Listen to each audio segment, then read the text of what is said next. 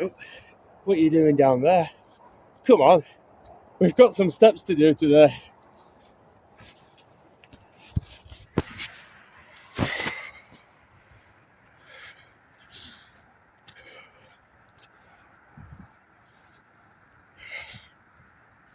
Right, continue onwards. Today is the first day of the 11,000 steps a day challenge for cystic fibrosis. And as you can see, I'm already out, about, and down the canal.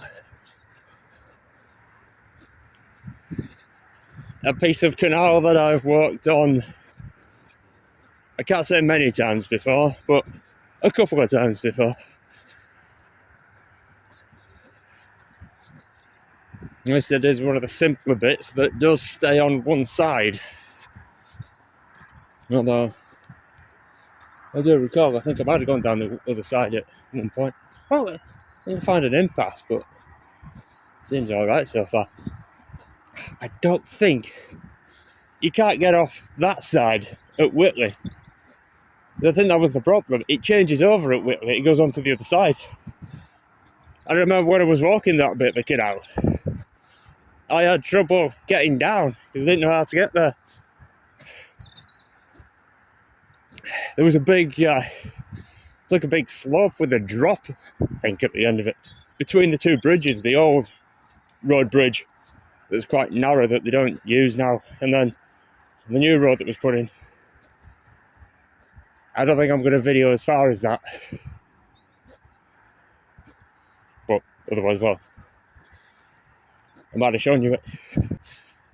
But no, that wasn't the way down. That was the way I considered going down. I think until I saw somebody else go down and managed to get down there. But I think going towards Pollington, it swaps sides quite a bit again. At least on this section, it's all on the same side. There is one slight issue further back. The railway bridge. What is it? It's after you've passed all the solar panels. And on the other side, after you've gone through, there's some old, I think it might have been more interesting to video that actually. There's old loading bays. There's still some of the bits and pieces a very technical term, of what they used to use. I don't know what the site was. There's a lot of history of things there that I haven't looked into yet. But past that, you get under the bridge, and whether it's that bit of the canal that's sunk, or it's always been like that, but the canal water comes over the top of the paving, so you can't actually get underneath without getting your feet wet. And it's quite a long way around. Luckily, well, I know paths around here, so I managed to come round that. Then I joined the canal further down.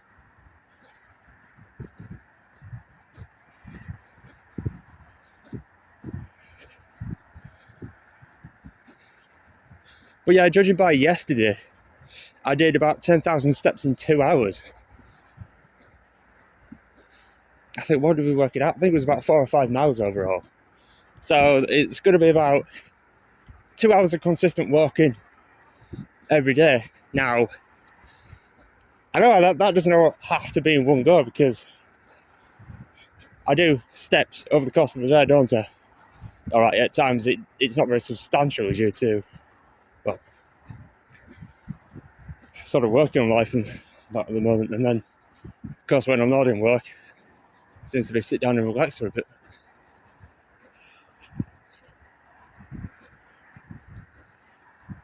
But things might change by the end of this.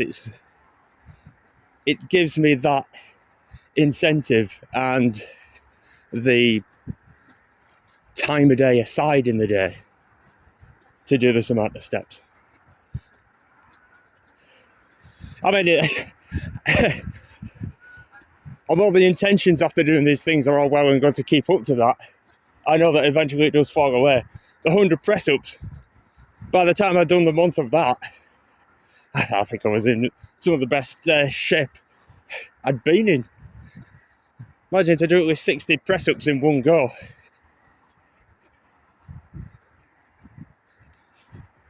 With the aim of being able to build up to doing all 100 in one go. But eventually it fell away.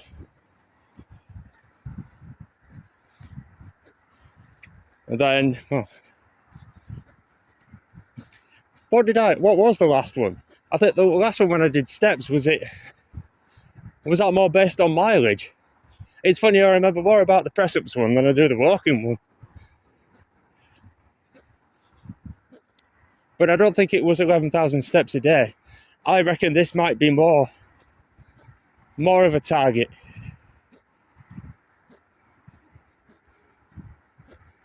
I don't know, we'll see what happens anyway. Well, that's somewhere that I think I've only just had a little look at. There's a church. I don't know how well you're going to see that. Zoom in a sec. Yeah, there you go. It's outside. Get the right one. Kellington.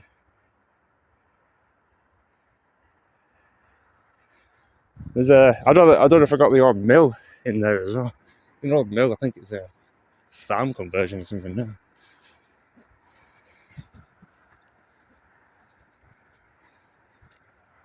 Oh yeah, you got that. That's the old. Well, I'm sure that's only there because of the old Kellington pit. Well, say that I might be wrong with that because it's quite far away from the Kellington pits, isn't it? But that, I'd say out here, that is the highest hill for miles and miles around, because essentially this is the Vale of York, isn't it? Well, you know, you're out on the flats. There are flats that stretch between York and Doncaster. That is one of the highest things around.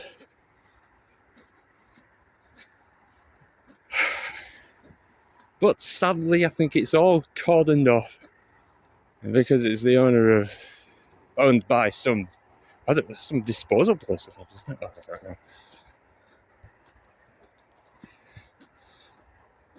know. Well, I think that's the case anyway. I mean, you look at Ordnance Survey maps and there are footpaths going up there. Might be wrong, there might be something. That's one of the places there's roads around either side of it. I think between Whitley, Criddle Stubbs and Womersley. So I'm trying to wander down some of these roads at some point. Because you always see more when you're walking than you do driving. And you might see some public footpaths pop out of the woodwork that don't appear on maps. Because there's so many that aren't. Although while I'm talking about this, I'll bring up the Ramblers campaign to get all these old footpaths that have been there for years onto Ordnance Survey maps, so they're protected and don't get removed. Well, saying that, they don't stop. That doesn't stop them. Not too far away from me, there is a public footpath, and well, hopefully they're going to put it back in. But they're building houses there. They closed the whole thing off, and officially right. I think there was one sign on the other side that said that the path was shut with a diversion. Now, I haven't seen a lot to say what the official diversion is. But they said to put a footpath in, sort of round the top end. So, well, it's a longer way around. Both ways are a longer way around. It's far quicker having the original path.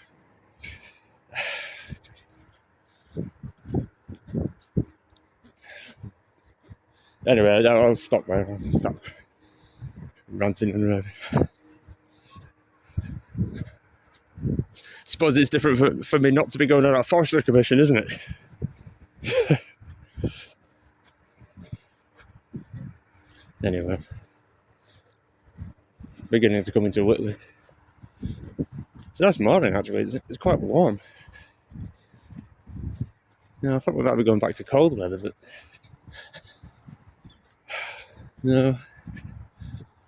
I mean, I wonder if the birds are getting confused. I always associate hearing skylarks with spring and summer, but yesterday and today I've been hearing them.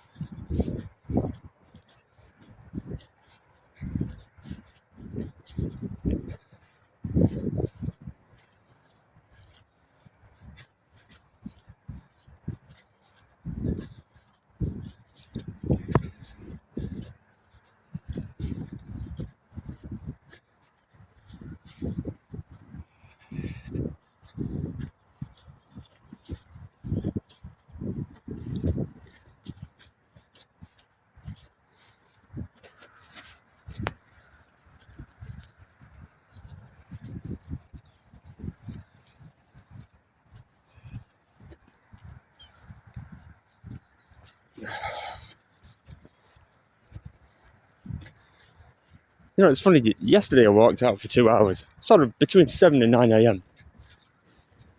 And I saw what? About maximum 3 people. And most of that was quite urban. Today I've wandered straight out into the countryside. And I've seen 6 people already. But there's not such a vast difference between Saturday and Sunday, is there? I mean, not now. I mean, a lot of people still do stuff on Saturday. But Sunday used to be generally quite a day. Now it is quite busy, I guess. But it just seems a bit odd. And it takes back my notion that things had gone really quiet. I always had the impression to myself, you know, when I've been out recently, that I've seen far less people than I normally would do. Whether people are just staying in a lot more, I don't know.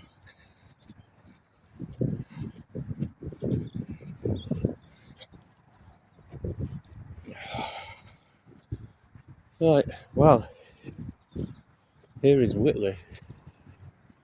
Well, actually, it's not Whitley, is it? I don't know my borders very well, but I would say that the difference between Eggborough and Whitley is the M62 that runs straight through the middle between them. But you know why I'm calling it Whitley, don't you? No, maybe you don't. The station that is going to come up on my left-hand side in a minute is called Whitley Station, but it's in Eggborough. They're both villages, really. There's nothing to say one takes precedence over the other. You know, if one was a town, the village would be just like a satellite, and it would come under the other one.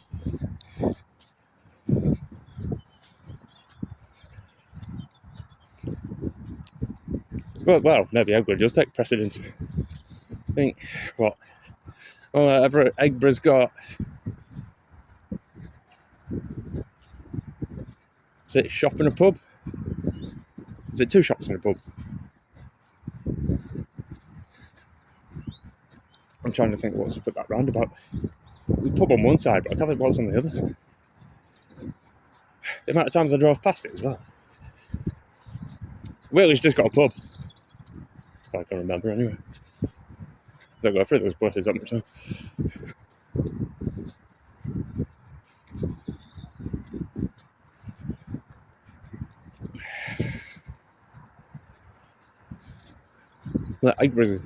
The industry's on the Eggborough side. Well, obviously. Yeah, you can work that one out, can't you? Canal's on the right hand side, railway's on the left. And we're all on the north end of the M62, which is over there.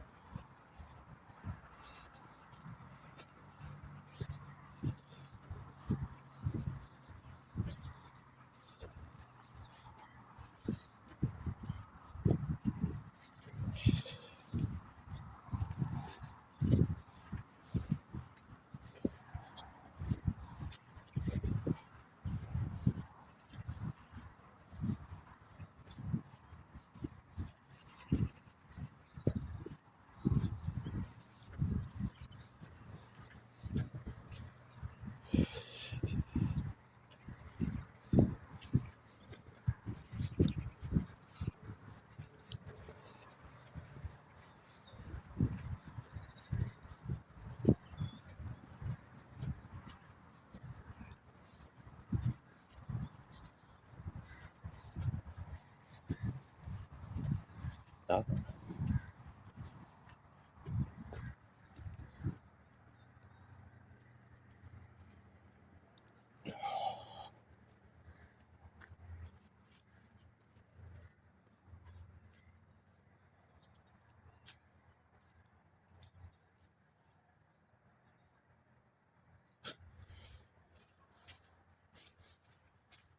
So some sort of fire going. Some sort of heating vent. Something like that. Well, it makes you wonder though, because what is that? Well, that site is all closed up.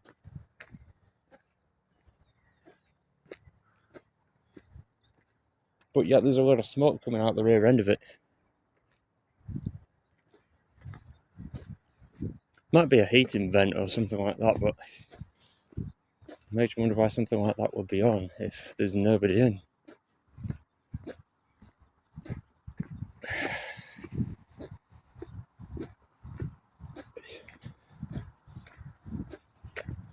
Right.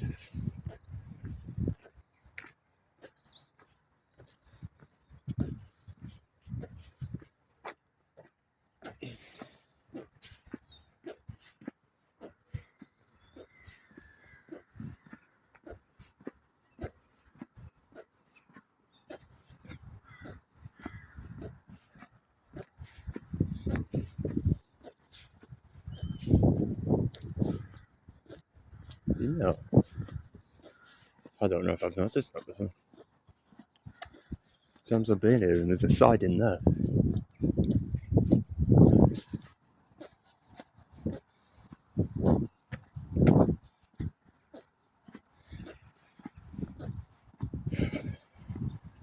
More remains of the old industry up here.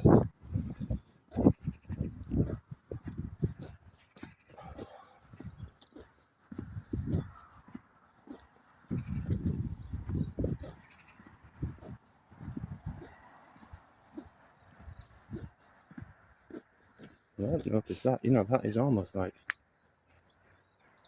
it almost looks like an old platform.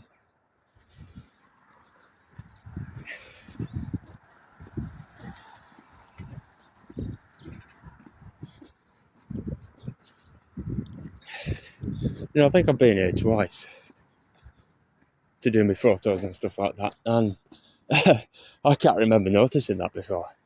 Maybe I'm wrong, but it just makes me wonder what else this place used to have. It's certainly not like it used to be, is it? Right, I'll do this. This is Butler train station. To say, I'll look at that, and there's a siding that you can barely see. There used to be a lot more going on here, like a lot of other places. This station only gets about 2 trains a day. In the morning there's one from Goole to Leeds, and then in the evening there's one from Leeds to Goole, and then another from Goole to Leeds. And I think that's it. It gets more Drax trains coming through here than it does passengers. Most of the trains coming out of Leeds finish at Nottingham, the next station down. Which it's funny, really, you know. I just wonder why they've done it like that. It's only 2 lines because, well, Eggborough Power Station, which is now demolished a couple of years ago, the line is still there. That used to go to a lot of trains, and then across Drax, which is still operational. And when they convert it to use biofuels, I've probably spoken about this on videos before. Gets all the wood chips. They come from Birmingham, Liverpool. I think there's a third place to come from as well. Is it Newcastle? I think some of them might come down from up there. But it is controversial, really, isn't it? Because they say it's meant to be eco, but they're chopping down ancient forests in Canada to bring them over here to use them there. There's a whole other political and environmental argument that I should maybe refrain from babbling on about. Oh, yeah, it's another place I need to look into the history of. Maybe I should go back to the next station down. I mean, the next station down is, again, it's quite like this. Hensel.